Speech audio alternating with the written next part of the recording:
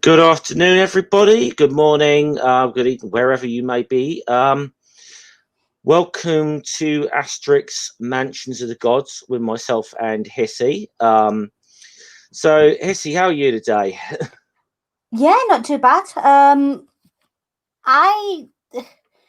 enough, I liked our story this week. Even though, there's a lot to be said, but it's an interesting, quite a clever story, I think.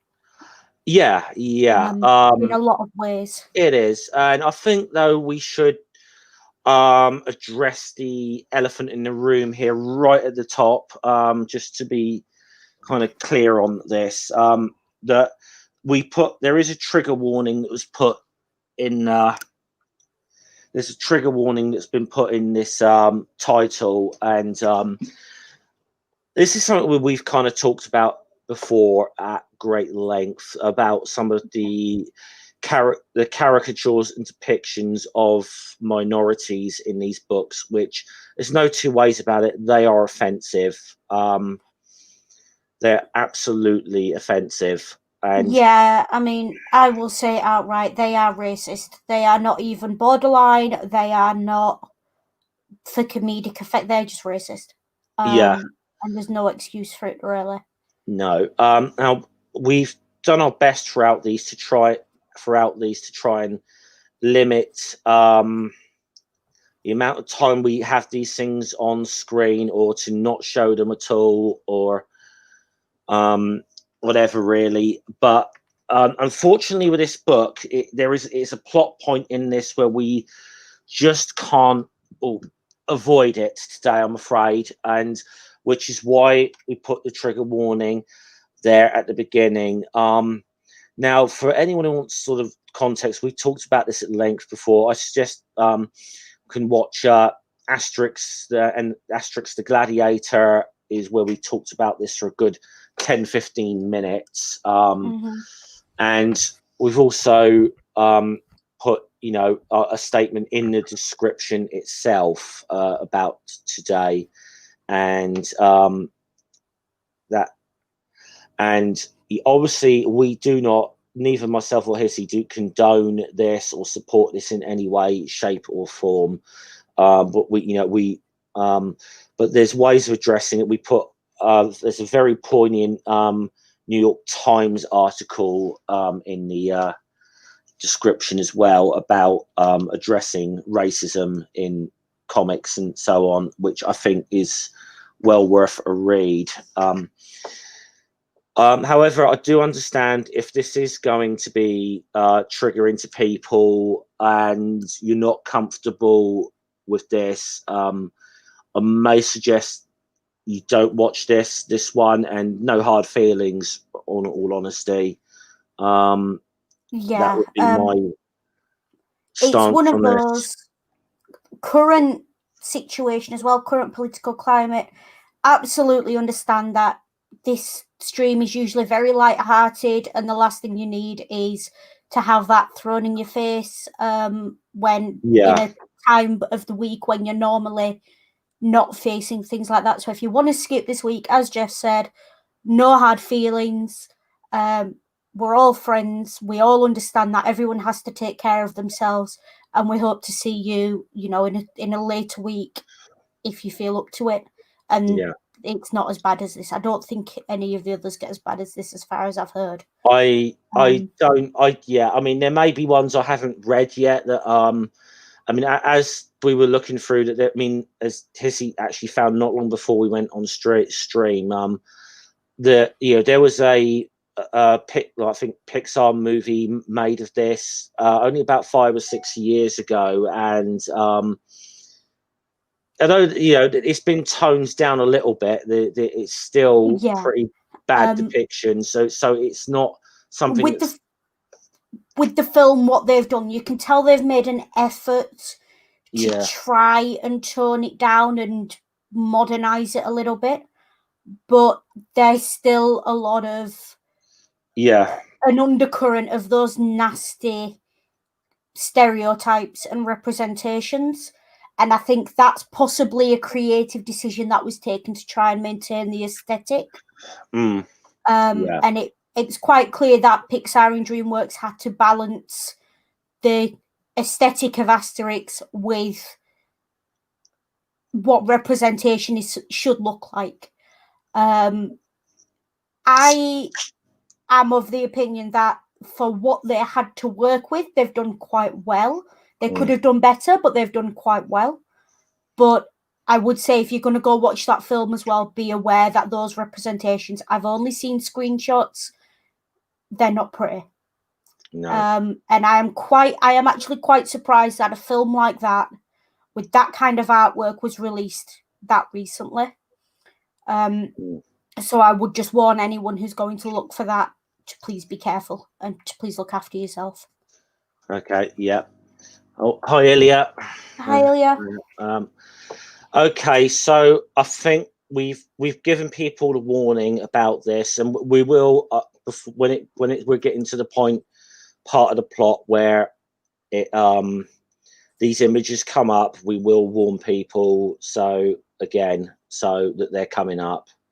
So I think with any further ado, let's just jump into the book, because I've got to say, other than this issue, this is a very good book.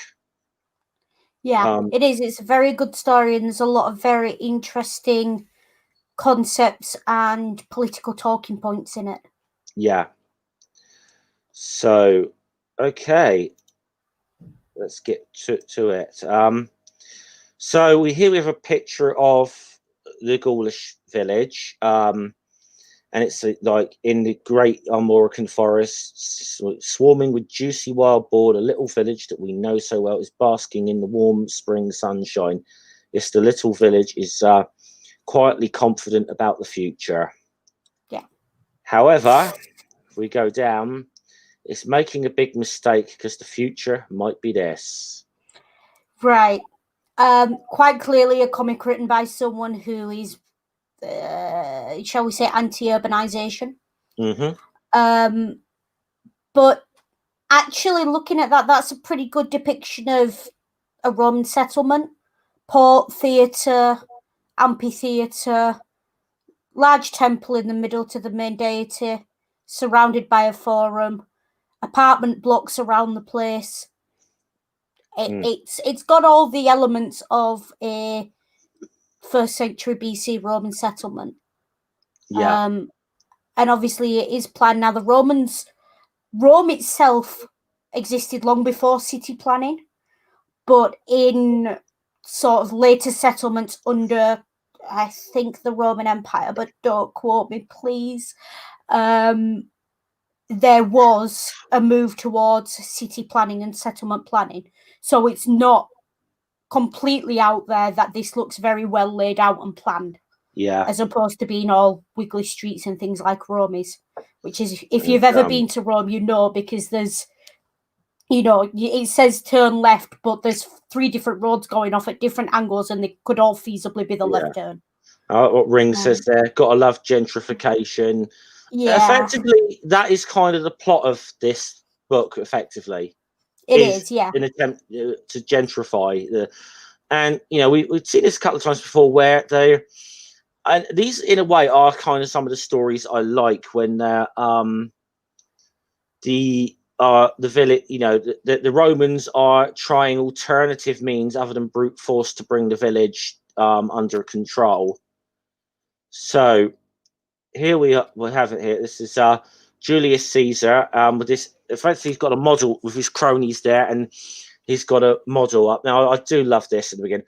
I will now give you a brief commentary as the Gauls, having been defeated, their chief Vercingetorix laid his arms at the feet of the glorious general who occupied all of Gaul. No, one small village inhabited by an indomitable barbarians dared and still dares to resist him. And I love So this. I love what he's just like the next bit when is saying there, who's he talking about? Himself. He always talks about himself in the third person. yeah, this is amusing because obviously Julius Caesar wrote his well, not obviously if you don't know, but he did write a series of memoirs, if you like, about his campaigns in various places, and one of them was the Gallic Wars. Mm-hmm. Yep. And he did have a little bit of a habit of speaking about himself in the third person, or occasionally referring to himself as something a little more than human. Yes. By the time he had Gaul under control, most certainly by the time he was he'd brought Pompey down, he was beginning to get a taste for being viewed as somewhat divine, I think is the conservative way of putting it. Conservative with a small c. Yes. So he was very much a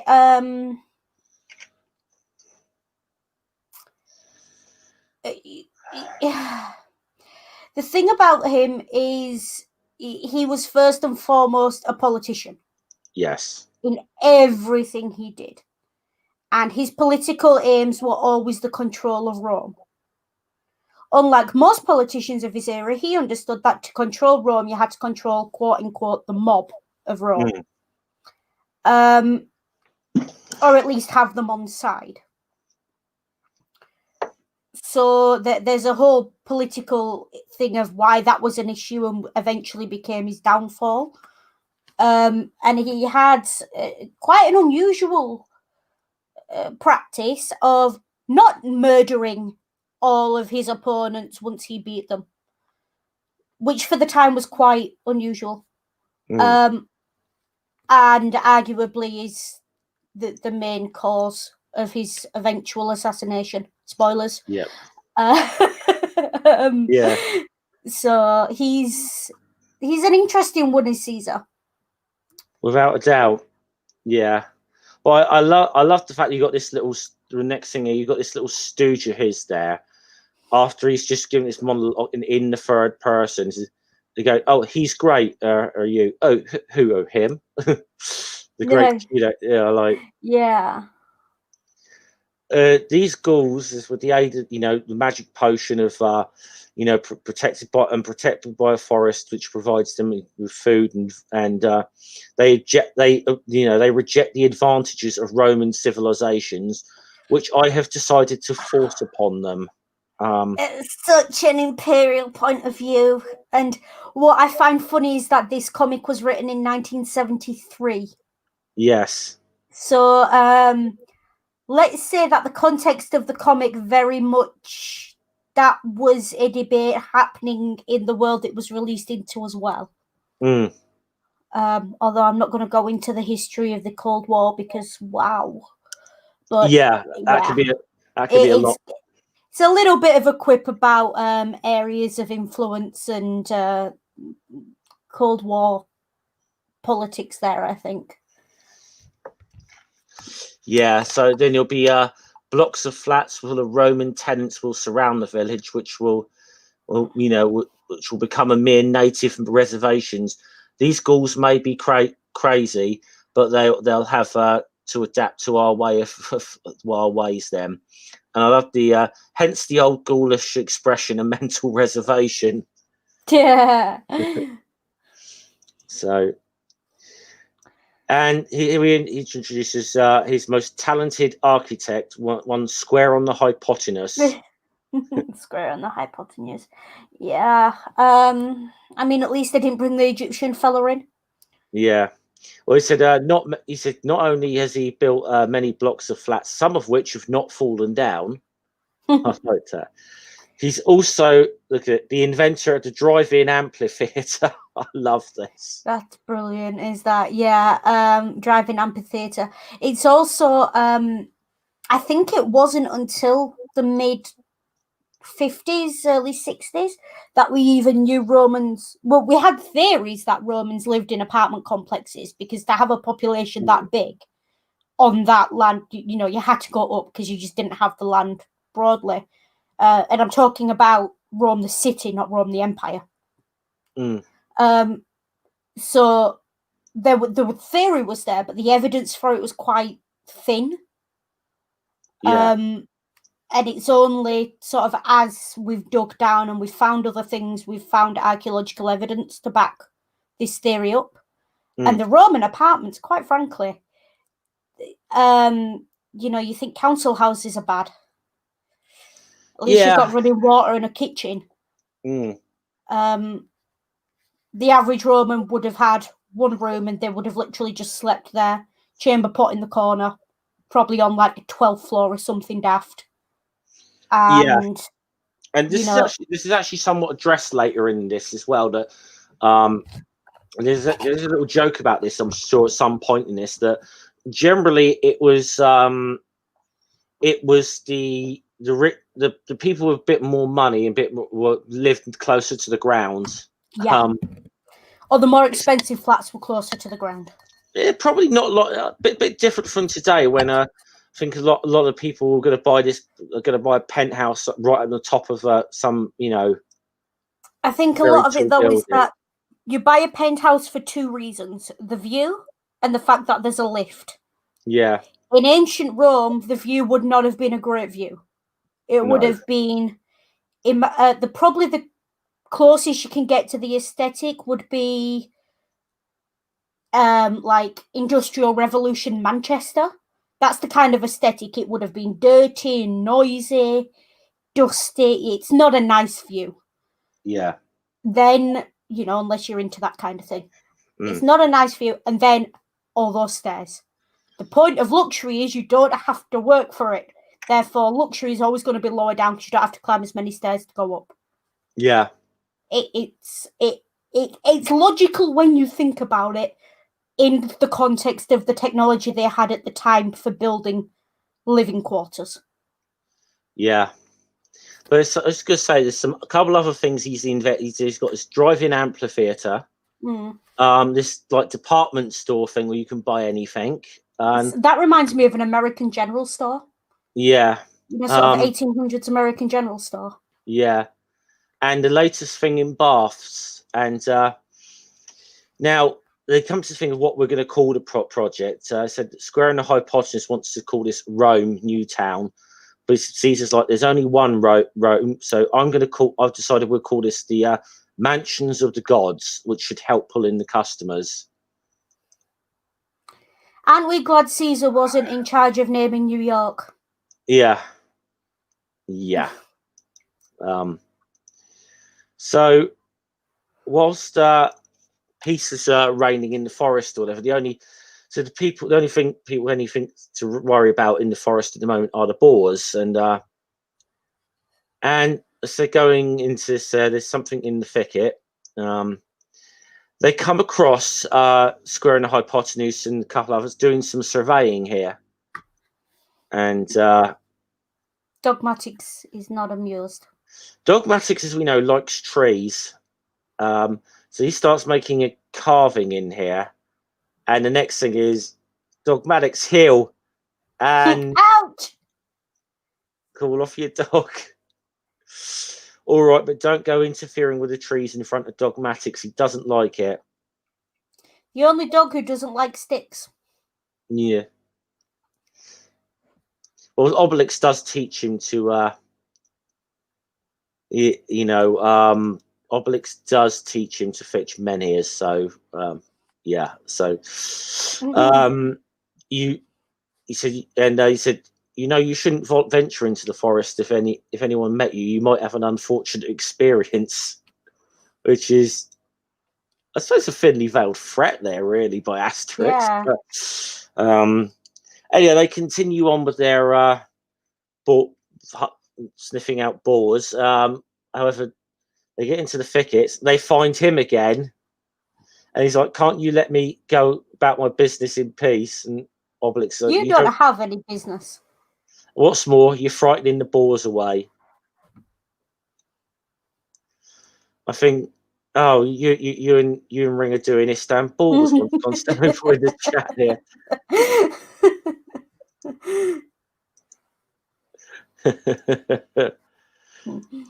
Yeah. And I love the fact this is it's culture. I don't like people who frighten boars, poor things. They're scared of strangers. It's different. They're used to us. They got 3 dead boars with them here.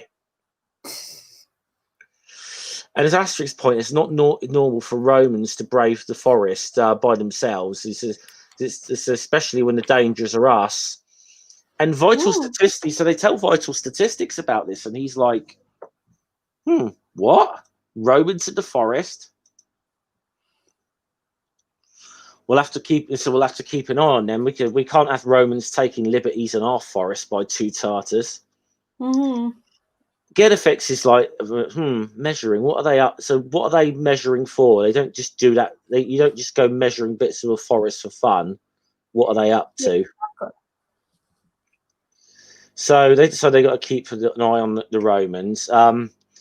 Meanwhile, in the fortified Roman camp of Aquarium, and you got the centurion here who said, I warned you about those ghouls, and they don't like people wandering into their forest whilst he's being bandaged up here. Yeah. So I mean,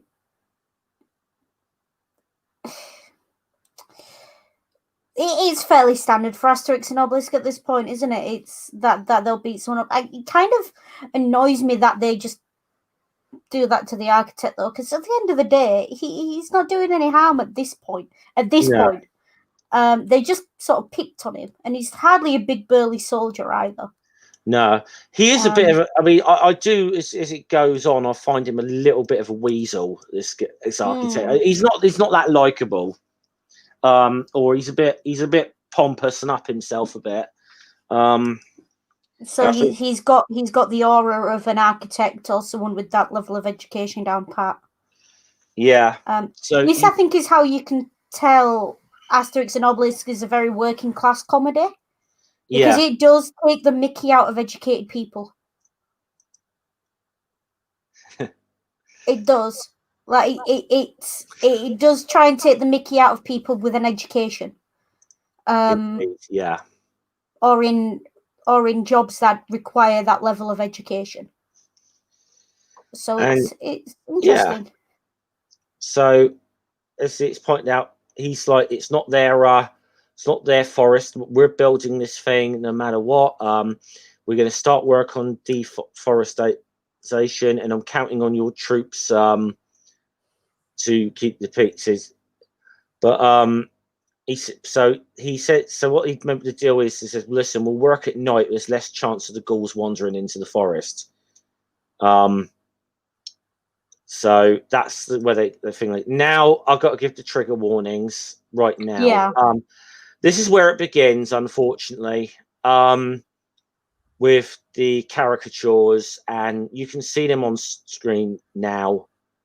One thing I'll say at this first picture, though, is this: that here's what it says. That so the overseers and the escort with slaves. It's a column of Iberian, Lusitanian, Numidian, Belgian, and Gothic slaves is making its way towards the forest. Now, as bad as these caricatures are, especially of what they call in the Numidians, this is a little bit more of an accurate representation of Roman slavery than we've had in the past in these comics. Yeah. Roman slavery, and I'm sure I've said this before on this in this series, was not race based. Roman slavery, there were lots of ways to fall into slavery. By far, the most common was to be a member of a community or a citizen of a nation that had been invaded and taken over by Rome. Yep. By far the most common, by a country mile. But there were also things like you could fall into debt and end up selling yourself into slavery to the person you owed the debt to. You could just, there was so many ways. If you were born without citizenship, You might end up in slavery because you couldn't afford to live otherwise. You might just be sentenced to it for a crime. Yeah. You might have, just been kidnapped by slave traders. There's 101 different ways, and experience of slavery varied wildly, from mass slave farms that look, at least on the basis of the conditions the slaves were in, that, and I'd say this with all respect for what happened and the horror of it, that make things like American slave plantations look like a walk in the park. And I don't say that lightly.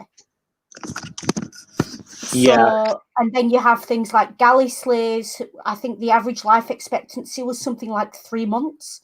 There were some German concentration camps that had longer life expectancies than some Roman slavery. Yeah, it's probably it's very it could vary. I mean, effectively, the system was built on slave labor. Effectively, it was, and I mean, and alternatively, then you have teachers, hairdressers, who essentially lived a life that, if they'd have been free people trying to make a living out of those jobs, they wouldn't have lived in half the luxury they did. Yeah. But they still weren't free. And that's important. They still weren't free, regardless of the luxury they lived in. Yeah. And, it's one of those things of, objectively looking at it on paper, it looks like a life of luxury. Psychologically, what not being free does to you, I personally wouldn't think it's worth it. But, people adapt. And it is one of those with Roman slavery, especially. We're talking about a culture where slavery was so much part and parcel of everyday life that, some slaves in households were veiled, so you weren't supposed to look at their faces as they served you. The use and abuse of slaves was everyday life. It was expected. It was just normal. Like, slaves couldn't speak up on criminal matters, like as witnesses, unless they'd been tortured, because they weren't believed to be honest unless they'd been tortured. Yeah. It was not. It was just a normal part of everyday life, to the point where it became that the technological advancement in Rome, at the very least, slowed down, because they were so reliant on the labor of slavery, and they saw no reason to develop the technology to make that any easier. No. So we could have had, like, they came up with a rudimentary steam engine, but they just didn't bother because slaves were cheaper and easier. Yeah. That's the sort of culture we're talking about. We're not talking about race-based, transatlantic slave trade. That's not what this is. This is something that is, and it's not just the Romans in their context that did it. All cultures across that era had a system of slavery that was, if not the same size, was definitely a similar thing. Of slavery was something. Being a slave was not, under law, being a slave was what you were, but it wasn't because of anything you didn't have control over as such. Yeah. And there were always ways out. In the same way, there's always an American dream, maybe it happened once in a blue moon, but there were ways out. People could save to be freed. They could, all kinds of things. Yeah. It wasn't. Slaves were freed in wills and things as well. So it's a very complex system, and it's far too simplistic to just compare it to the transatlantic slave trade and leave it at that, because it's not. Although there are a lot of similarities in certain areas. Now, as we go into this, so he's shouting out the order to uproot the trees. So the centurion's telling him to keep the noise down. Says we don't want to wake up the ghouls. So gets them off to work. Then the next thing is so what's that? Says that's the Iberians. They can't. They say they can't work without singing. Yeah. Said, so yeah, kind of reminiscent of a chain gang. Yeah. So yeah. This next panel's nice and timely, I think. I love this. Yeah. But you got the so he says what he does is he lets the Iberians off to work tonight, you know. And the next is Belgians never will be yeah. Which is obviously a play on Rule Britannia. Would you like to explain the current kerfuffle around that, Jeff? Because I've not followed it too closely. Do you know, I haven't followed it that closely as well, but I think whatever it is, I know it's nonsense. I think a lot of calls to kind of get rid of that song. I don't understand why that song exists when Jerusalem is right there. If you want patriotism, you go for Jerusalem. Yeah. Very much a song. So it's. I think it was filming. It was a song. It was, I think, composed in the 1740s, and very much of its time. Yeah, very much a sort of gung ho British. But I haven't really been following the latest kind of kerfluffle with it. But it's like a lot of things. It's like people forget that there's more than we only ever sing one verse of our national anthem now, and there's a lot of this. I do believe there's some baiting of the Scots, some nasty stuff in there. Yeah. I will say as well, I only know the first two lines of our two lines of our national anthem, and I don't sing it even though I do know it. It's not that inspiring to me, but not so much. I love the fact as well that so he's now they've let the Belgians off. Now I love this is some guy goes, excuse me, I'm a Lusitanian. So like, well, I don't know any songs, but I could give you a recitation if you like. The slaves are learning. They get then there's Silent Night, which is just nice and ironic. That's the Gothics. He said, will you make them shut up? He says, what with? He says, you told me you don't want to hear the crack of a single whip. I do wonder if the Silent Night gag is a reference to the First World War.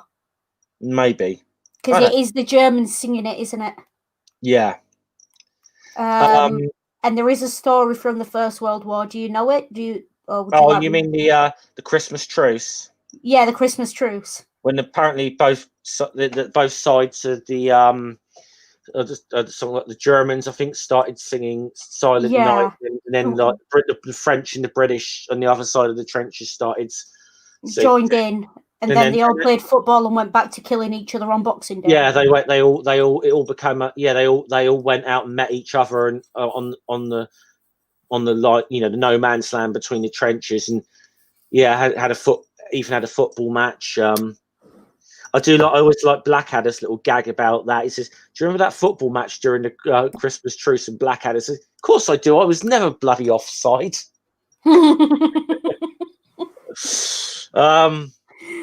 But I love this as well. He says, excuse me, hombres, me and the Belgians are trying to get some sleep over there. Would you mind making a little less noise? So finally, the architects had enough, and he just told them, get to work until dawn or you'll be skinned alive. But it's already dawn. Well, it is or it isn't. This is cockadoo. It's dawn. We're off, and it's again with the caricatures. But as I said, it's unfortunately we might as well just put them in because it's unavoidable in this book. Unfortunately, it's actually sounds like the slaves are shouted out "cock-a-doodle-doo" or something. Later in the Gaulish village, it was, oh goodness, I had no idea how it was so late. So the cockerel gets up, starts. It's middle of the night still, and says, Might have known that the sky's falling on our heads. Mm. So the ghouls are all getting up because they go by the cockerel. So what's these strange goings on, though, Druid? And get a fix up when the dawn comes. We'll go around the forest. See, there's something's going on, and he says off and so they go. So they go out, and poor Dogmatics. He doesn't like trees being hurt. Poor Dogmatics. Yeah. Obelix soon sorts the problem out, though. Yeah, I'm trying to fix it. Yeah. So let's go. He's trying. It is kind of sweet. Mm. There was a comment I wanted to make about something Asterix said on this row. After, there's a comment pass here, and I do want to address it because it's just a linguistic quirk. Yeah. Asterix says that Dogmatics on seeing the trees. What's the exact quote? Falling tree. He's come over all queer.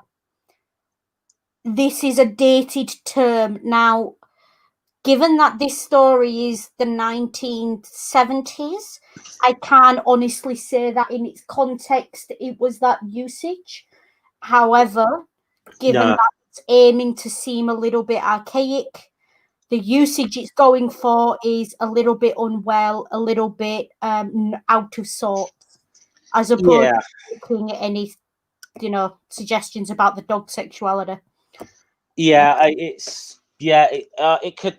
A lot of the time, because I mean, when I was young, that a lot of the time that usage was more just feeling a bit funny or a bit like bit off, feeling a bit off. So you feel, that was just what that kind of word meant. So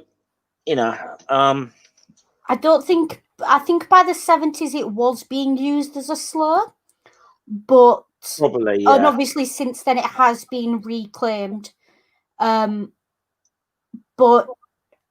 I think this is definitely more the archaic use, the older usage of a little bit not himself. Well, gay used to mean happy at one time, So and I mean, I won't say the word, but if Dave's still in the chat at all, I don't know if he is. It's like there was a little bit of a kerfluffle on when he dressed like a certain, should we say, certain meat product on his show on his show or something.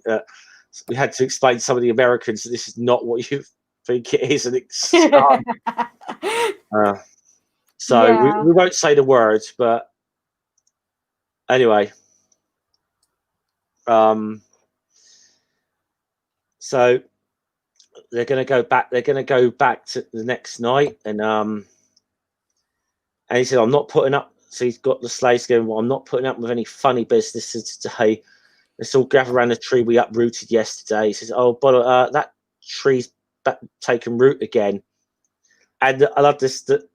Come again, and the cockerel's up. Here's it, cock-a-doodle. Fresh, it's lovely. I love how it's written as lovely as well with the accent. Yeah. It's a classic fishmonger's wife. Yeah, and just get back to bed, you idiot. Yeah, you'll see who's an idiot. Yeah, him, unhygienics and fully automatics again. So they come out, who started this fight? Says the cock. He says, these sleepless nights are getting rather tiring. Just a bit. And with the tree being up, being back again, there's a bit of a problem with the Romans that the legionaries can't. He's saying, my legionaries can't fight magics. I refuse to help you anymore. I'll do without your legionaries. So. So off we go anyway to so they're going down, pulling down trees again, and they're starting to drag the trees away now rather than leave them there. And for a night there, we see that someone's keeping an eye over the cockerel with a hammer just in case. Well, I mean, that makes more sense anyway, because wouldn't you take the trees to use as in timber and what have you? Yeah, it would make That makes more sense if to you're. me, wouldn't it? Yeah, it would make more sense if you're doing a building project. So they pulled several down. So he wakes up the centurion there, saying, "Soon we'll be able to blow. You know, we're bringing a. So we're bringing these trees into the camp." And he's like, "I love this. This is all too early. Don't count your chickens before they've hatched." What's I can't see. I can't read that. Is it Latin or it's just? But there is a little joke. He says, what might that mean?" He says, "No idea. It's all Greek to me." Yeah. Because don't count your chickens before it's hatched is definitely a more modern comment. So Getafix is they come out there with the trees. Getafix has got some little acorns that he's treating with one of his little potions. He's just throw them in the holes where those trees were, like this, and look at that instant tree. Whoop. And I love the fact that Asterix is blown away by this. And he said, "That's fantastic. Why? It's just an oak tree like the rest. Did you see how fast it grows? I've never seen an oak tree growing before, so I don't know how they'll usually grow." I mean, to be fair, he's got a point. The size of those trees in the artwork suggests they're at least 100 years old, if not more so. So, yeah. No, they come back. Dogmatics coming out to greet them. So they go back for cook a bit of boar at Asterix's house. And then the next thing we notice is, I've still got one of those little acorns left. And he's like, "Obelix, don't throw it away." Oh, and we got this gag here. It says, "Now you can uproot this tree for me." He says, "Dogmatics wouldn't like that. We'd better move house. I say you're right. Oak trees too grow fast." And this says, Getafix not looking too amused either. So they come back to make a clearing even bigger than yesterday. And once again, they come back to find their clearing is gone.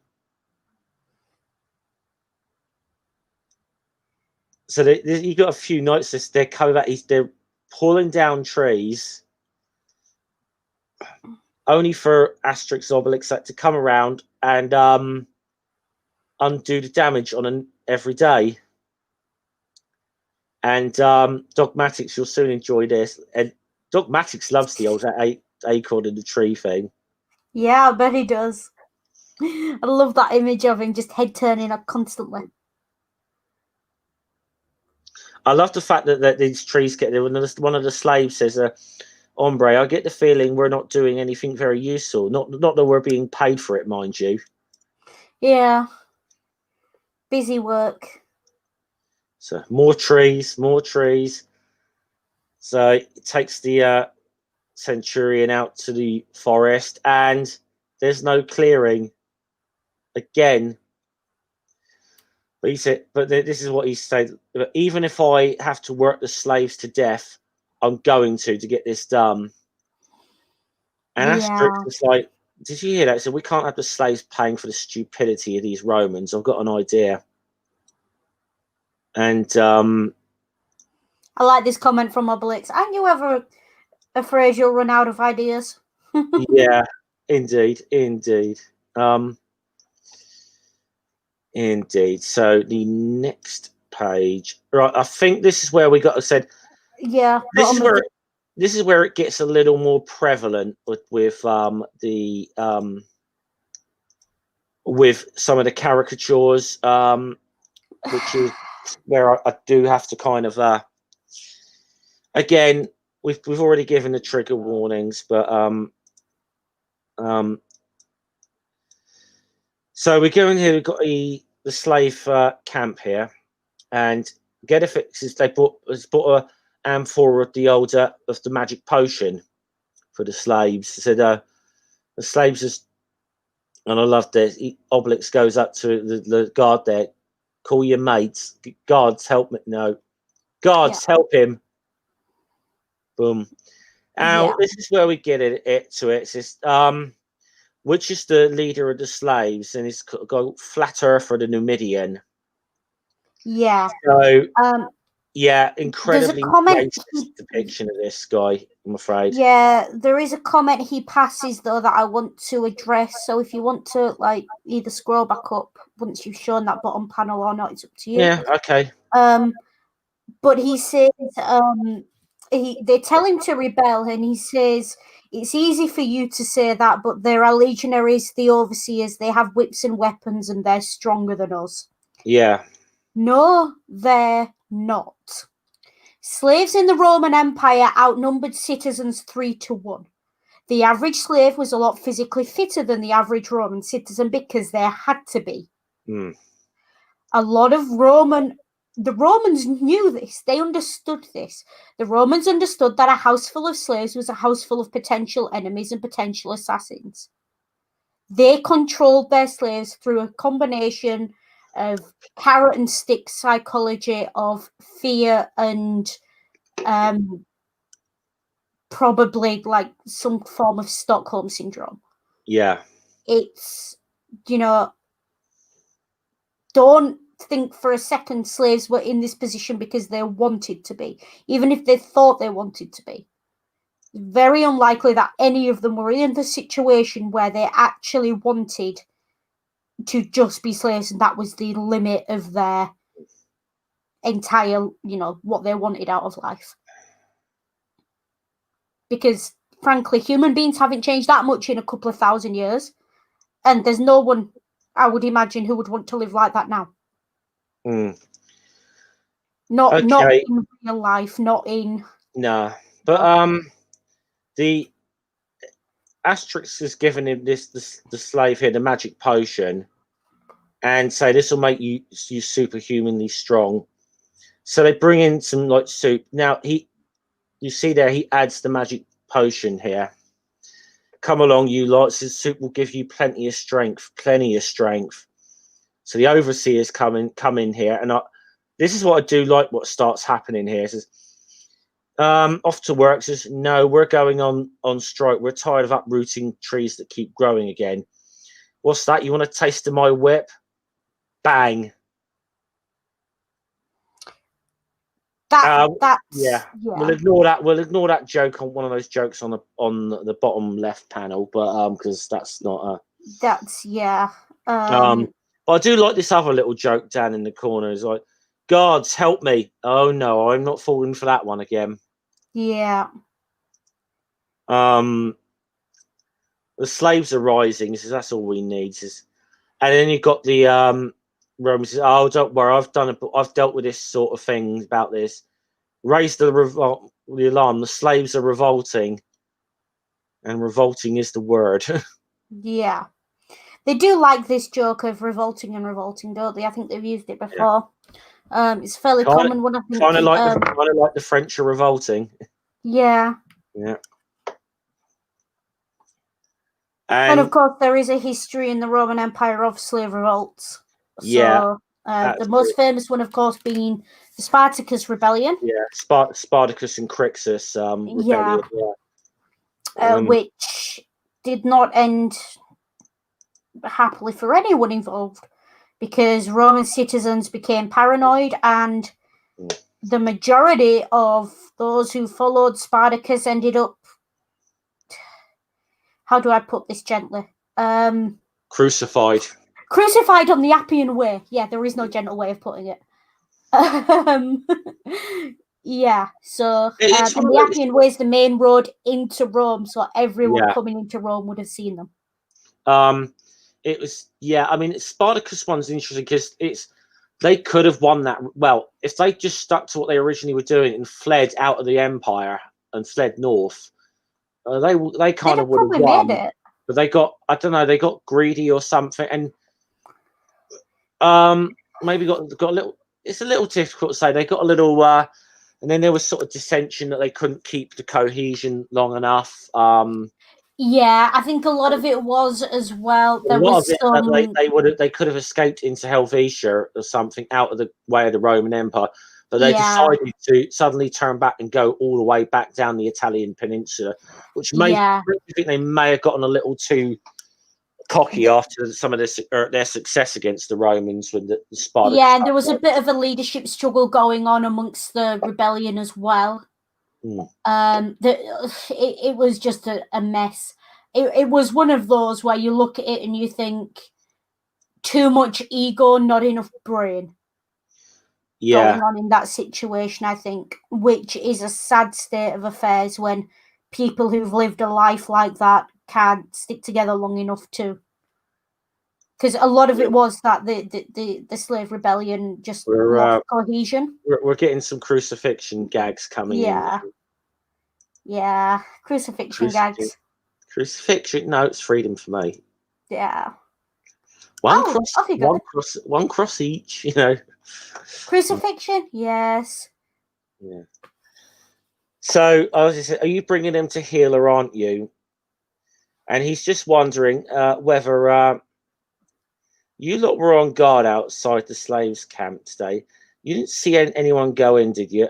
No. And I love to see just a little. Are you absolutely positive?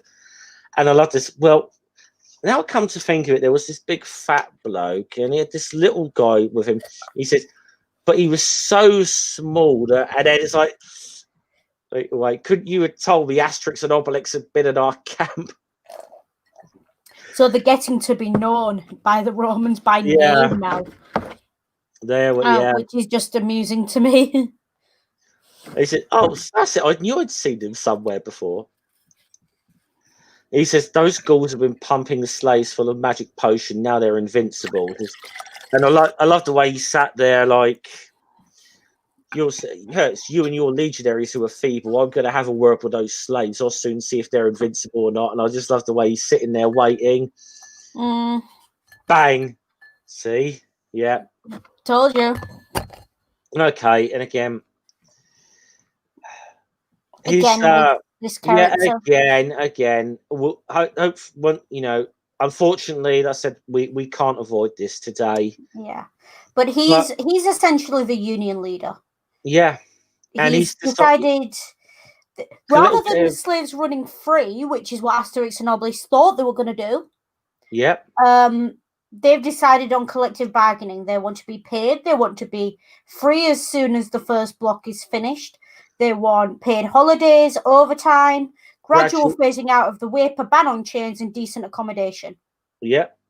And what if I refuse? We'll carry on hitting you. So, yeah. So he's not dumb. The slave leader isn't dumb here at all. He's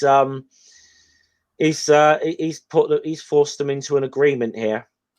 Yeah, and the slaves are getting 5 sestertii an hour, which is absolutely right. Is not as much. Is far more than legionaries get paid. I think the average legionary wage was about 500 sestertii a year. Yeah, I love this. We bought it, and I love this. The Roman legionary comes up there to the centurion.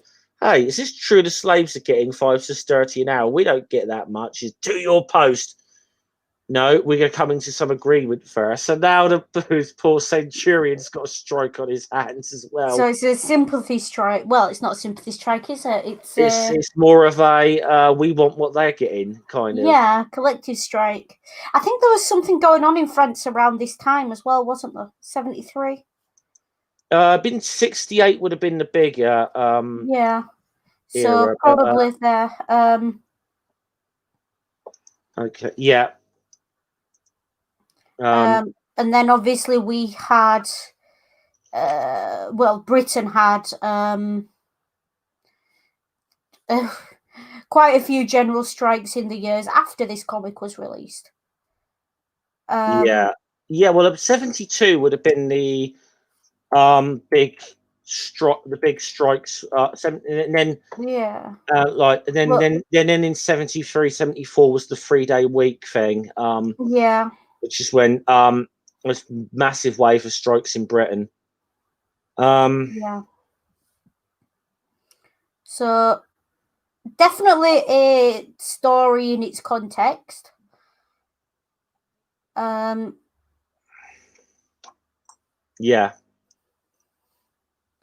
I mean, so yeah, the miners' strike of 1972. That was when they shut down Saltley Gate, I think. Yeah. Let me have a look. I've got there we go. There we go. I've got a small little pamphlet about it. Where is it? I'll just put myself full screen for a second. That's about the February 1972 when they shut down the colliery at Saltley, the coke depot. Yeah, because we had the postal workers' strike in 71. Yeah, the building workers' strike of 1972, the miners' strike of 1972. Yeah. And then the miners' strike of 74. Yeah. Which, to be fair, those two strikes went on so long they were probably all part of the same. Well, the reason it effectively brought down the British government is that Ted Heath made a big mistake of going after all of the trade unions and all of the working class at the same time, where about 10 years later, Margaret Thatcher sort of played them off against one another and picked them off one by one. So yeah. And I think this was in the context of a strike over in Northern Ireland a year before. Yeah. That sounds familiar. So I imagine there probably would have been big strikes in France as well. I'd imagine. I don't know too much about French history at that point in time, but I love this. It's unheard of. The slaves have been working harder since we've started paying them. Yes, it means more initial outlay, but bigger profits. And think of the savings on whips. It's almost like like paying people a decent wage actually is good for the economy. It's good for the economy. Yeah. Like, who would have thought it? I don't say. He said, I thought they were going to rebel and stop work, and no, trees are down. And then like that, he said, why are you pulling up these trees? No visitors on the building site. Push off. He says, look here, Numidian, and he's just ignoring Asterix. Yeah, I do like the joke at the bottom is so it's the obligatory joke for the adults, isn't it? Oh yeah, overseers, no slacking. I feel tired and hungry. I'd like a quick whip. Yeah. Yeah. Obligatory adult joke there. And the comment from Obelix on the next page, these slaves are crazy. And so the next morning he says, right, it's payday, and look, we've got all these trees here, and I think we also owed overtime. But he says, I want to make sure it's done to my satisfaction. So the agreement makes on, I'm not paying you anything until we actually have a clearing here, because they still keep coming along with the acorns, and there isn't any proof that you've done the work effectively. He's trying to renege on his agreement here a little bit. Yeah, I mean he's kind of playing the rules, isn't he? Yeah. Now Centurion, look, he's worried. He's having a go at them. Your men aren't doing their duty. By the way, he says the trees are. And he says, my men are on strike, but negotiations have broken down. Today we tackle the questions of evening passes. Delegates want them extended by an hour. So the leader of the slaves, the Numidian, goes off to see vital statistics and that, and he's basically said the problem is we got this agreement and you're getting in the way of this. And they said, look, we gave you that stuff so you could rebel and actually overthrow the Romans, and we don't like you uprooting the trees. And I think he said, look, the birds are free as the air, so is the boars and your dogs. I think Getafix is there. He says, listen, we'll figure out something. He says, I'll keep giving you the magic potion, and you'll get your work done faster. And he says, don't worry. We're going to have a bit of fun with the Romans. We'll teach them another lesson, then we'll help the slaves get free and all their things they negotiated at the same time. So they've allowed a clearing.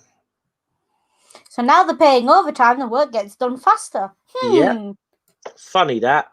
Yeah. And I love this. So he said, like, Obelix has been a bit like dogmatics isn't liking this, and the supply of boars are drying up. Says, yeah, but on the other hand, we're going to have a lot more Romans. Yeah, so silver linings. I love the ring. Almost jealous of those legionaries. Couldn't use in the eyes of modern army. Literally can't in most. Yeah, it's generally not. Generally illegal. Now, I love the fact that it's the centurion who's looking absolutely crestfallen here. Is having to sit down with this strike council here, permanent of trying to negotiate an agreement between the two sides. And he said, look, so he's saying, look, the architect's squaring the hypothesis. He's going off to Rome to tell Caesar, to keep Caesar informed of how well things are going. And I love this little harp there. It says, listen to the new cookhouse call. It's a result of a new agreement between the officers and the men. Oh.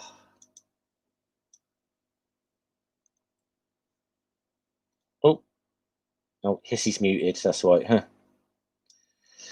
Okay, now I'll keep us going. Now, the architect squaring the hypotenuse, he goes back to Rome and he's saying, give Caesar the good news that the first buildings and the mansions of the gods will soon be finished. If we succeed in getting the Romans to live in the vicinities of those Gauls, I can not only save Vidi, but really Vichy as well. And they've put on organising a publicity campaign to find tenants. And it starts at the Circus Maximus, with the which would have been which was the biggest arena in Rome. Now the outline of it's still there today. But people talk about the Colosseum. The Circus Maximus was the biggest of all the stadiums in ancient Rome. And it predates the Colosseum by quite a few years as well. A grand raffle will be held at the end of the gladiator fights. The winner will receive a flat in the mansions of the gods. Retain the numbered ticket you received at the turnstile. So,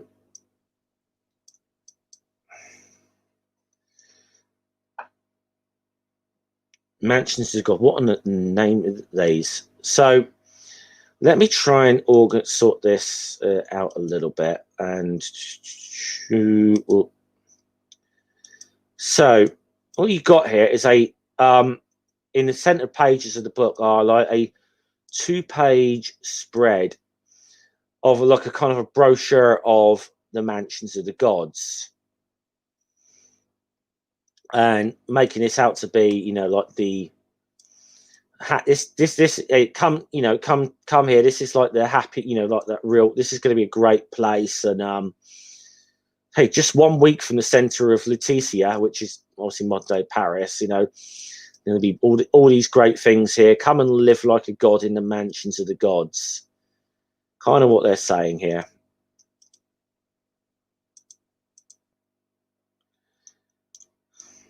So, hi PJ. All right.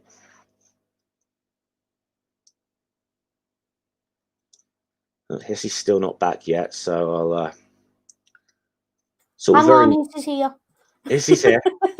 Okay. Yeah, sorry about that. Got a phone call. I thought I suddenly realised, you're muted, so I thought I'd just keep going. Yeah, no, that splash page is very interesting. There's some nice little insights into Roman daily life on it, which are quite fun. If you can actually read it in the comic, it is, yeah, it's very nicely done, and there's a lot of it that's reasonably accurate as well. To Roman daily life, the idea that there are local barbers that you can quote unquote purchase, because barbers would have been slaves, hairdressers. It kind of reminds me a little bit though of like the kind of adverts you used to see for the town of Milton Keynes when that was sort of being built. I mean, it's the right era, isn't it? Yeah. So it does. It seems like it. Yeah. Yeah. So we got in the Circus Maximus here. There's a giveaway here in between the gladiators. A big raffle here, and this you got the Master of Ceremonies, one show business. Comes into the center of the arena, and a great moment, like yeah, it looks like a raffle going on here, doesn't it? Exactly. Is who has this seat number? It's you. It's over it. Now this guy actually had said I'd heard some nasty things about certain parts of Gaul. He wasn't really looking. But his wife's calling him out here. Look, come on down to the arena. Give him a big fan, folks. It's like, come on down. The price is right, sort of thing. Yeah, very much so. Very okay. But I love the fact that he goes up to the Master of Ceremonies. He says, "What if I refuse?" Whispers to him, "What if I refuse to go to Gaul?" He says, "You'll stay in the arena, and we'll let in the lions." Yeah. So it's seat 104 just won that. Yeah. For those asking what civ is in the chat. Yeah. Yeah. So it's Roman numerals, PJ. So,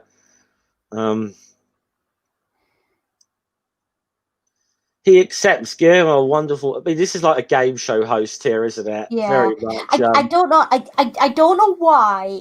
Maybe it's just me, but that character gave me really strong Tony Blair vibes. It does a little. It does a little. It's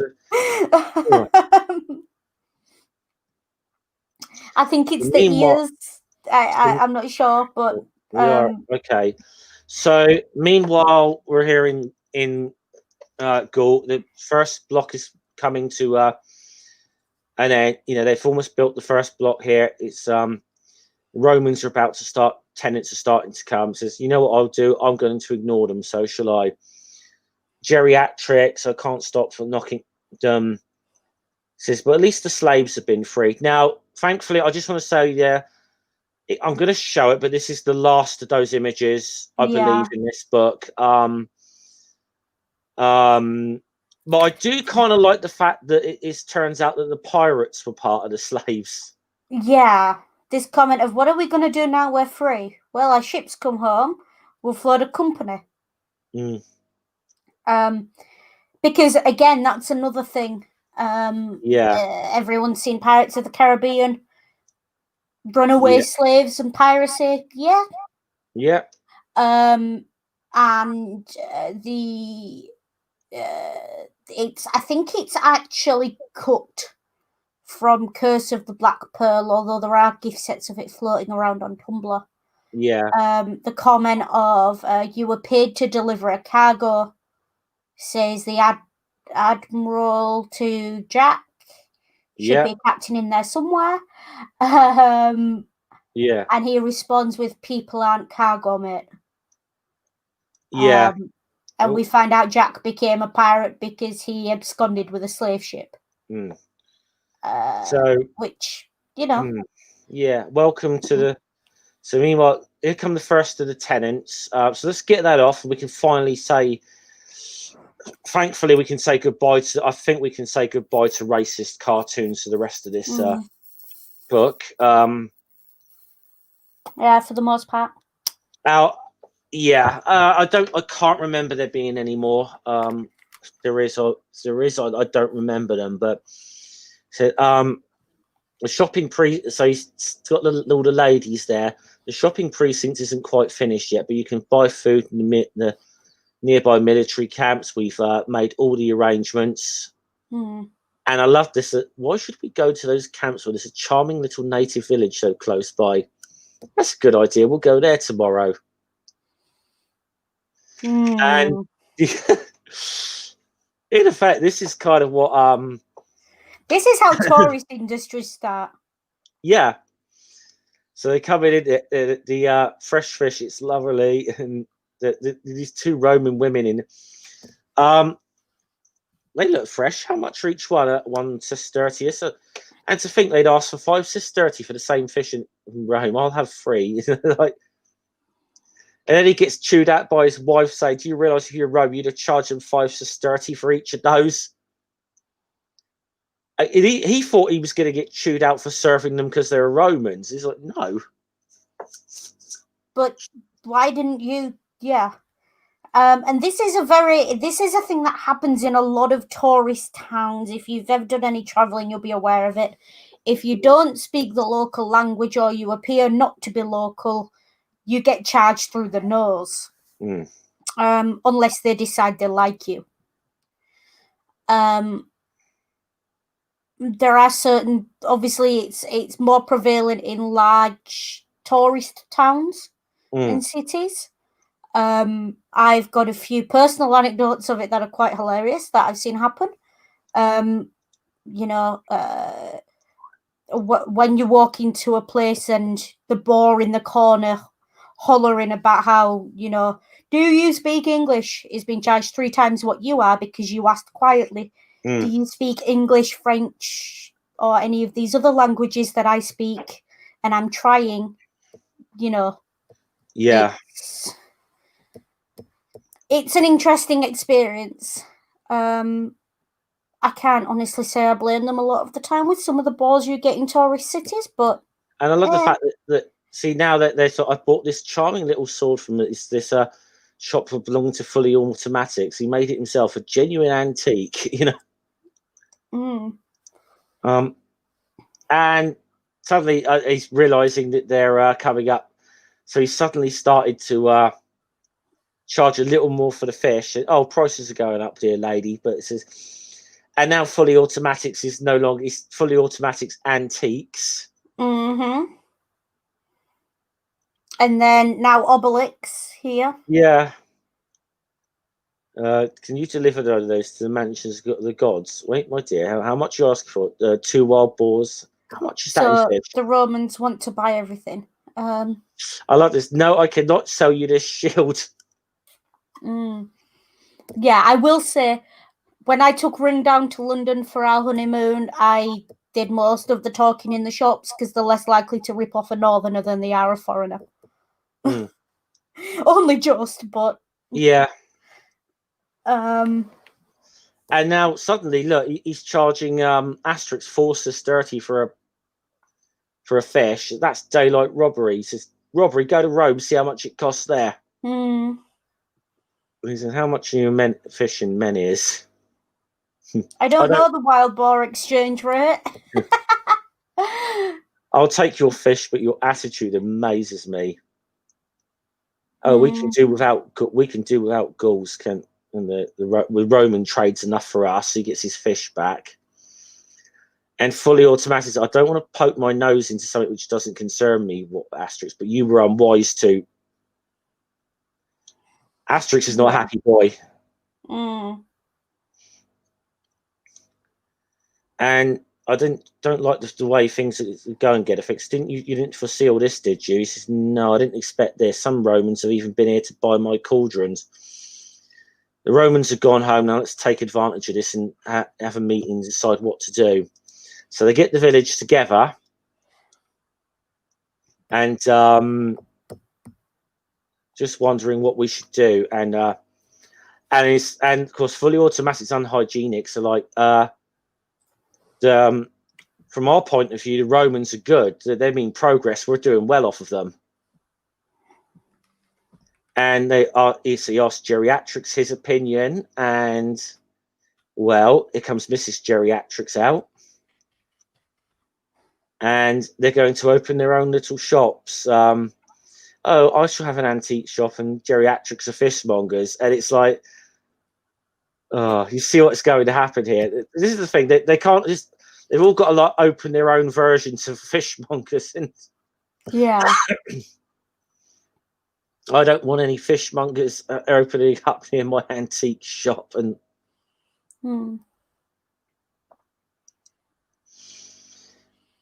this is what happens. They become a tourist resort. Yeah, and they're only selling 2 things: antiques and fish. Yeah, I mean that's every seaside town you've ever been to, isn't it?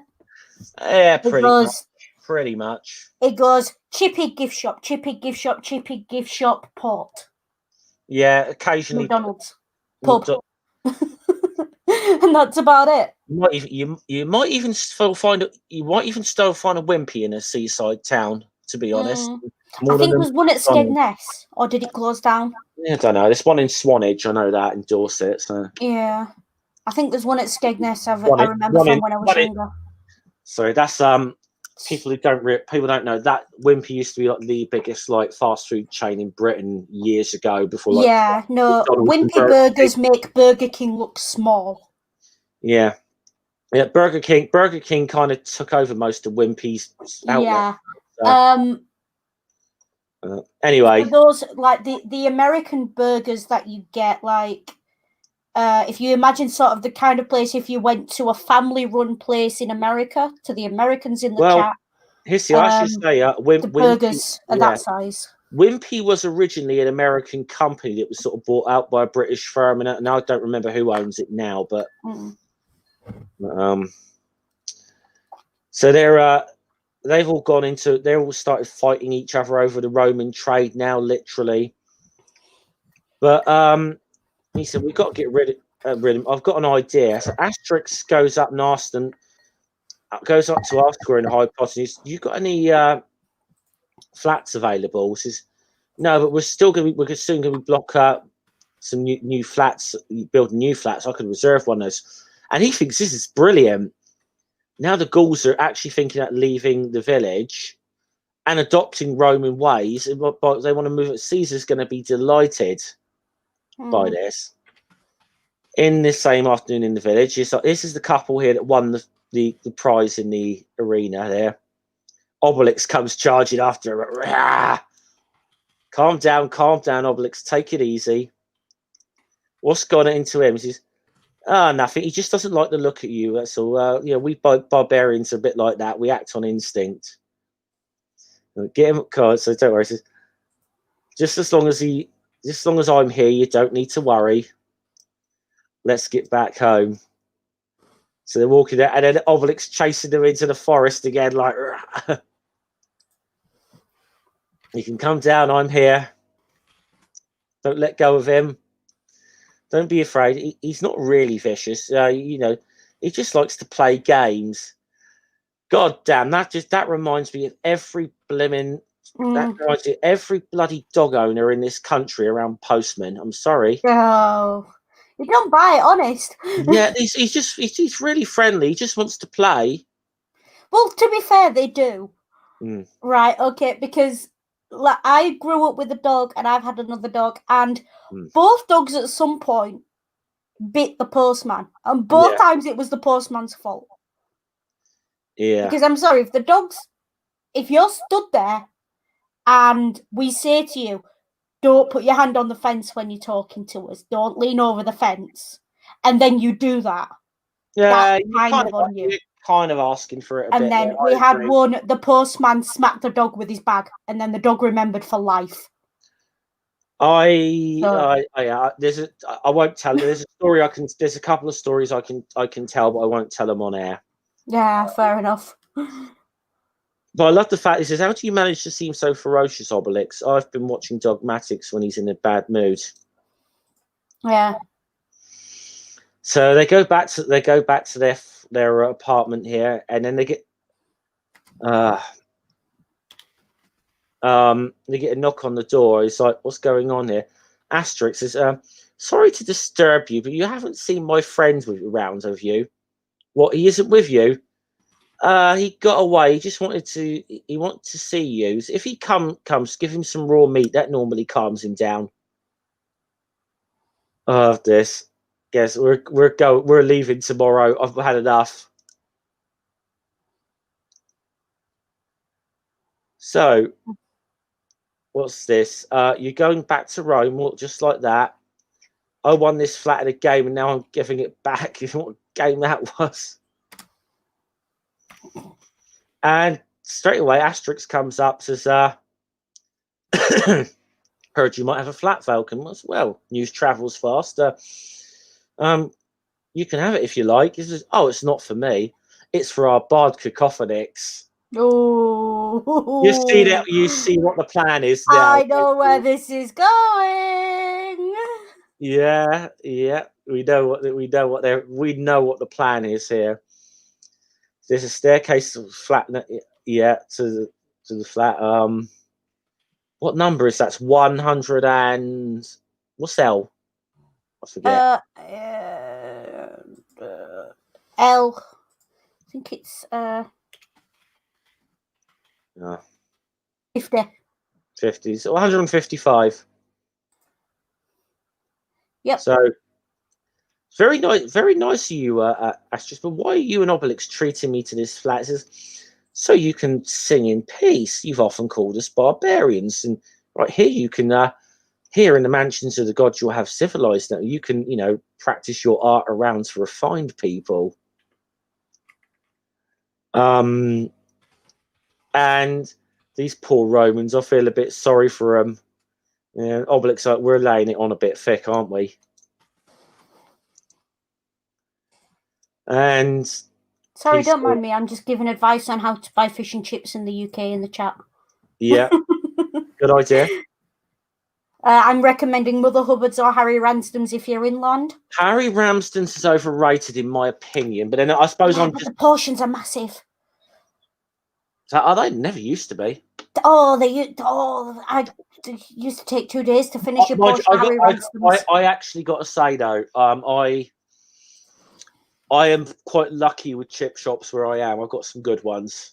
Yeah. So maybe that's why Harry Ramsden doesn't seem so good to me. So well, I mean, we've got Murgatroyds up by Leeds Bradford Airport, and yeah. I swear I don't know where they get those fish from, but they're huge. See, I got to admit, Dave, I'm kind of like you. I think Harry Ramsden's is really overrated, personally. I think a lot of it's nostalgia though, because when I was younger, it used to be really good, but I think the last time I went, it wasn't great. So, yeah. To be honest, there's not many like that are big chains. Actually, most of them are still very small, independent. Yeah. Shops, so, Rings in the chat. He will say Murgatroyds is the one near Leeds Bradford Airport, the big one we went to, and he can probably tell you how big the portions are and how good that was. If you're at a seaside town, go for the one with like the open front, the family run place. If you're in a seaside town, don't go anywhere that's attached to an arcade or anything. No, don't. Go out onto the pier and just pick one, because that's where they get it fresh. There's a great one on Blackpool South Pier, but it's the only one I recommend, and his burgers are better. And Bridlington does some nice fish and chips. Whitby is obviously famous, but it's a controversial one about Harry Ramsden's. Is they've done to fish and chips what McDonald's did to burgers. Ouch, that's harsh. Yeah, though. Ouch. Yeah, that is actually you've got a point. Yeah, Harry Ramsden's is okay, but it is becoming a bit of a tourist attraction. I've got the flagship store in driving distance, and the flagship store's still pretty good, but it's not as good as it was 15 years ago. Yeah, we've only got one outlet of theirs in South, where I live, and because they're not big in the South, but and it's the only reason it stays afloat is because it's in the middle of a shopping centre. Yeah, people drop in for. I think Mother Hubbard's is actually a Bradford-based one, but if you're in Bradford, definitely check it out. It's very nice. So let's moving on from fish and chips. Moving on. Before I get hungry. So here we go. What's that little noise? And there we go. I love this. On the first day of solstice, my true love said to me. And the Romans are like, I prefer the street cries of the gods are angry, the ghouls are attacking. We're off. So Cacophonix by the one that night has cleared the building. They people who sing like that are capable of anything. We've had enough of barbarians. We're going back to Rome. Yeah. I do like this little Latin quote that's there. Oh. What, on the bottom of the last one? Cosca tandem. Yeah, could you? I'm not quite sure. I think that's how it's written there. It's Cosca tandem. What behavior? Or what times? Or what behavior? It's from the first oration. From which one is it? Is it the one calling for the I think it's the. Yeah, no, it's. I'm going to pronounce it Cicero so everyone knows who I'm talking about. But it's accusing Catalina of leading a plot to overthrow the Roman Senate. It's from the first oration. It's how he opened that. So it's a fairly well-known quote.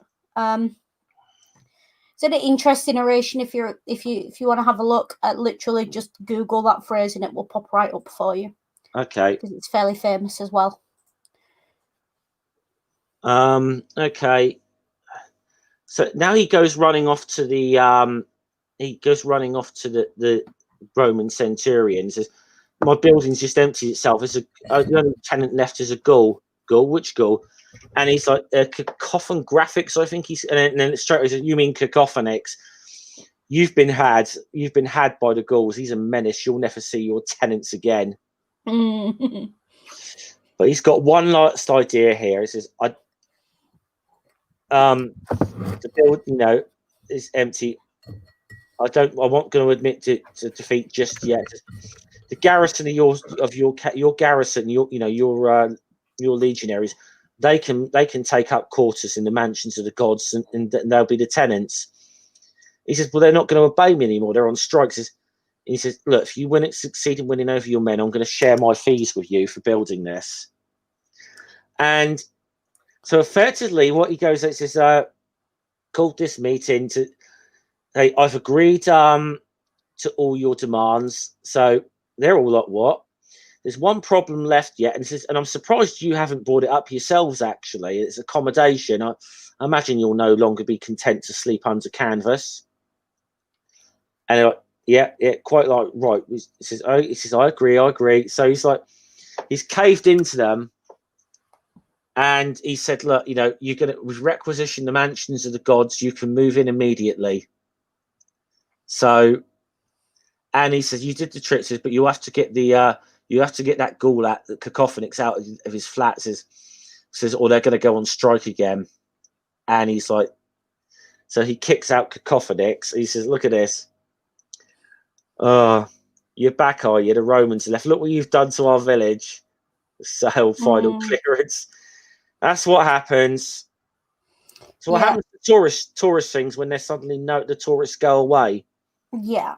And actually, British seaside towns are a good example of that again, actually, because a lot of them have really fallen on hard times in the last 20 years or so. And he mentions there barbarians everywhere. Says, I've been thrown out of the building and they've requisitioned it for the army. What? And he said, look, and Asterix said, the legionaries have thrown out one of our men. Are we going to stand for that? Oh, here we go. Never. And again, this goes a bit to that kind of thing with cacophonics of like, it's like he's a pain in the ass, but he's our pain in the ass. Yeah, and he's one of us. So he's still one of us, and he's still one of us. And the Romans, you do not kick out one of, you do not insult one of us and get away with that. Yeah. Again, very, very, very well played by Asterix here. I'll just see. This is what we talked about earlier. The NCOs will have the luxury flats on the lower floors. The other ranks will have the upper floors. Station sentries on the roof. They'll act as a warning of any danger. Meals will be served in every legionary. His comrades fetch his rationing. So this sort of course, and I love straight away the Roman legions. Of course, we shall have to have meetings in the Tenants Association. I don't care for much of the decoration here. So already now he's like, it's no pleasing some people. They're already go. He's like, they're already going soft here. That's your suddenly the big trumpets are being from the roof. Some hush. Music isn't allowed. We must put that on the agenda for the next meeting of the Tenants Association. And This reminds me of that episode of Only Fools and Horses where Rodney ends up chairman of the Tenants Association. oh, that's hilarious! Yeah,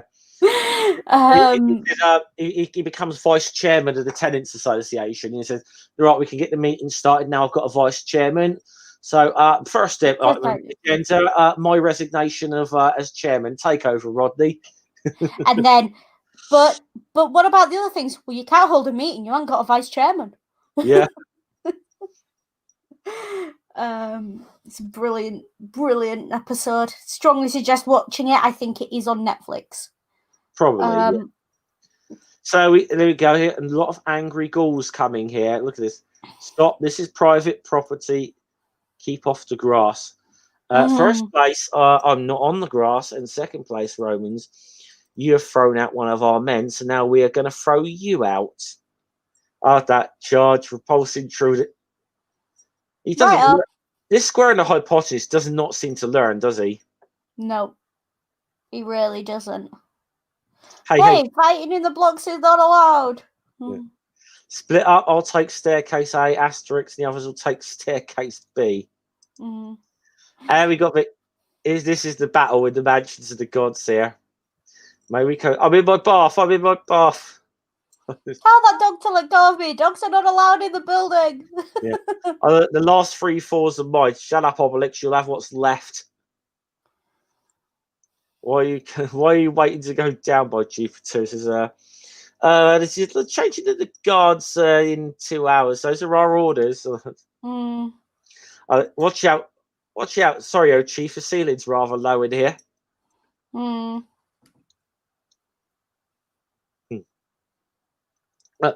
He says, listen, you don't understand. We're just visiting friends who have a fancy dress board. That's why we're dressed as legionaries. Now, in the other flats upstairs, listen, are you listening to me when I speak to you? Oh, yeah. Sound the retreat. And off go the legionaries. Yeah, one of them's still in his bath, and he basically tells the architect, the mansions of the gods are done for. We should try to tell you. And he's like, you're right. If I want to hear another word about this barbarians, let Caesar deal with them best he can. Anyway, I've got a contract to build some pyramids in Egypt. Be a pleasant change for a bit buildings in the middle of the desert with nice quiet tenants. Yeah. And what's going on? You've gone back a page. Yeah, I don't know. I've gone back several pages. I think your mouse is stuck. My Kindle just went insane for a moment then. My Kindle's gone in. Hold on. There's always something every episode. My Kindle's just gone nuts then. Right, we'll try that again. Let's try and bring it up again.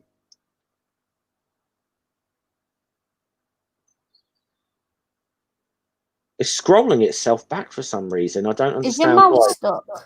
Shouldn't be. It looks like your mouse is stuck. Yeah. Gah. There. Now I can't see my.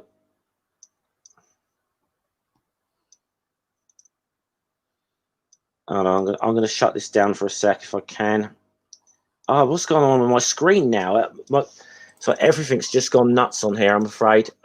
Please hold. Stream.exe is encountering issues. What's happening? I can't get out of my page here. Get off. I literally, I've got full screen on this here, and I Press can't. escape or F11. The Kindle. Yeah. Not working. Not working. Oh, finally. Okay, I think I've finally got control of this stream again, but now I need to figure out what the problem here where was. So I'm going to stop that. Let's try and relaunch Kindle. Why is it doing this? Because it hates us. I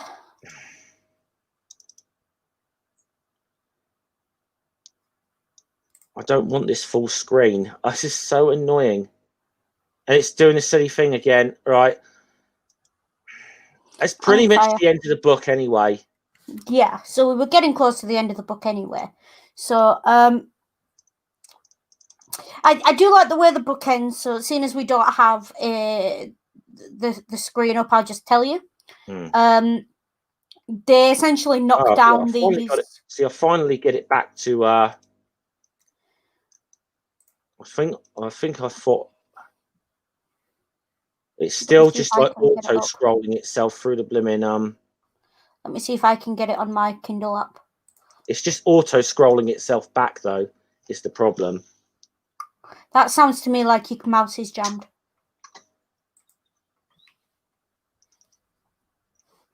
No, I'm going to get rid of it because it's just gone insane. Yeah. I'm getting rid of it. Yeah. There's always something with the technology. Yeah, I don't even understand that. It's just like started to automatically scroll itself back, and I'm just shut Kindle down. To be honest, I think that's all I can do. So that was pretty much the end of the book anyway. You ends with the usual feast. They throw all those like acorns over the mansions of the gods, and there's just a few tiny ruins to let. I don't know it ever stood there whatsoever. Yeah, and then we have a nice little they include the ruins as part of the feast drawing at the end, which is quite nice. But let's have a look. I can't zoom in, but I may have this. So yeah, they essentially knock down the apartments. Gentrification gives them a bunch of acorns to throw them over it. The trees spring up, and it begins to look like a set of ruins. Yeah. And there's a nice little philosophical comment at the end of, do you really think we can fight against time and against progress? And it's kind of a thoughtful ending for this. So it's an interesting one. There's a lot of tensions and a lot of political commentary for this one, I think. The tension between urban and rural is palpable. There is a lot of progress versus conservation with a small c. And there's a lot of that going on in this one, which is quite interesting. You do get the impression that obviously the writer falls down on the side of conservation and sort of a more rural lifestyle, but you do wonder if that's it's not like bad, but there is a lot of that going off. So it's an interesting story, I think. Obviously a lot of things to discuss with regards to history, and it's relatively, I mean, for the things that it pulls from history, which we've discussed as we've gone along, it's relatively accurate. Yeah. I mean, I've personally, this was one of my favorite books when I was a kid. Now, obviously, the thing that we discussed at length, the thing what the bad part of this book, and it is the worst thing about the Asterix comics, which is those caricatures, which I do not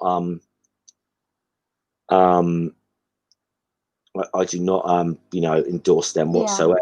And as I said, we try and skip over them as much as we can. We just kind of couldn't today. It's too much of a plot point. So I think we're going to be getting near to the end of the stream now. Obviously, in about 20 minutes, the One Ring has got Media Musings coming up on his channel. I think please go over and watch on One Ring's channel. Watch that one today. So I don't really have anything else to plug, to be honest, at the moment. But me neither. We're doing satire over on Media Musings this week, so that should be fun. I'm going to be popping in there as well, so you will see me there. Yeah, Jeff, what shirt are you wearing? Boston Red Sox. Nice catch, PJ. So yeah, Media Musings maybe a little bit late, Ring says, because he's eating, and as his wife, yes, he has to eat.